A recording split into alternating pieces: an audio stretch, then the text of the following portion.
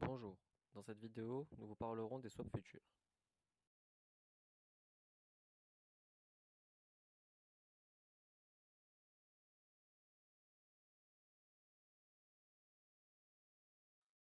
Pour commencer, nous allons vous présenter le contexte économique, puis nous présenterons ce qu'est un swap, ensuite ce qu'est un futur, enfin nous parlerons des swaps futurs.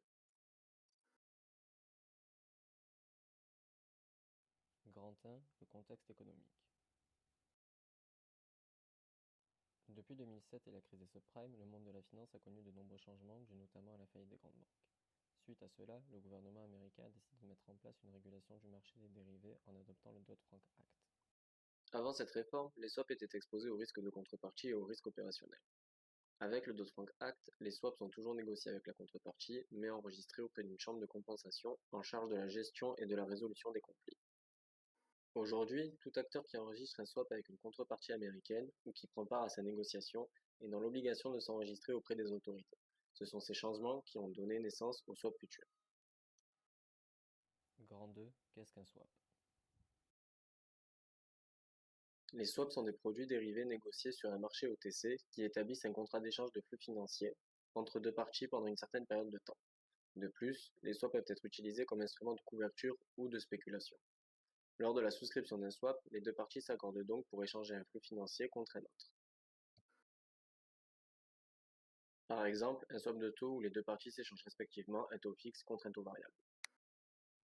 Grand 3, qu'est-ce qu'un futur? Un contrat à terme ou futur est un engagement ferme d'acheter ou de vendre une quantité fixée d'un actif à un prix fixé et à une maturité fixée. Les futurs sont des instruments standardisés et cotés. De plus, par leur standardisation, les futurs sont très liquides et donc plus facilement échangeables. Ces dérivés ne se traitent pas sur le même type de marché. Le swap est négocié sur un marché OTC, la transaction est donc conclue bilatéralement, tandis que le futur est traité sur un marché organisé. Les contreparties passent un nombre d'achats et de ventes via une chambre de compensation qui permet d'éviter le risque de défaut par le procédé d'appel de marge. Dans cette partie, nous allons aborder ce qu'est un swap futur.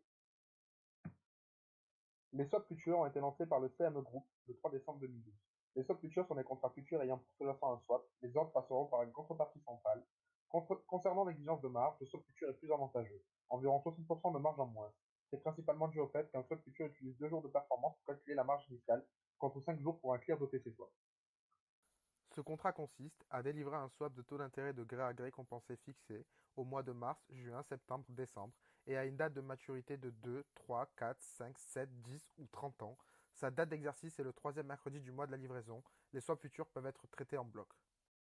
Il existe à ce jour plusieurs types de swaps futurs délivrés par CME et Eris. CME délivre un seul type de contrat, le Deliverable Swap Future. Eris en délivre deux dont les coupons sont réglés en cash, un standardisé ayant des paramètres fixes hors coupon et reposant sur un unique sous-jacent qui est le swap de taux, et un autre dit flex dont la maturité est variable et peut prendre en sous-jacent plusieurs types de swaps contrairement aux autres. Comme dit précédemment, les swaps futurs du CME Group ont une livraison dite physique, c'est-à-dire à échéance du contrat. Les deux contreparties entrent dans un swap de taux où le notionnel est de 100 000 $. Voici ici un aperçu des contrats standards Eris à différentes maturités allant de 2 à 30 ans. Maintenant, regardons un contrat 10 ans Eris. L'expiration du contrat Eris correspond à la maturité du swap. Le notionnel est de 1 million de $. Ce dernier réplique tout au long de sa vie un swap de taux d'intérêt. Une différence importante entre ces deux contrats à paramètres fixes est le fait que chez CME, la partie longue reçoit le taux fixe, tandis que chez Eris, elle reçoit le taux variable. En résumé, les swaps futurs permettent de contourner le Dodd-Frank Act. Ce sont des instruments qui manquent de liquidité, mais avec le contexte de nouvelles réglementations et les avantages qu'ils présentent, les swaps futurs apparaissent comme la suite logique des swaps. De plus, en septembre 2014, en réponse à la publication d'EMIR, l'European Market Infrastructure Regulation, le Rex allemand a lancé le premier swap futur en Europe. Created using Powtoon.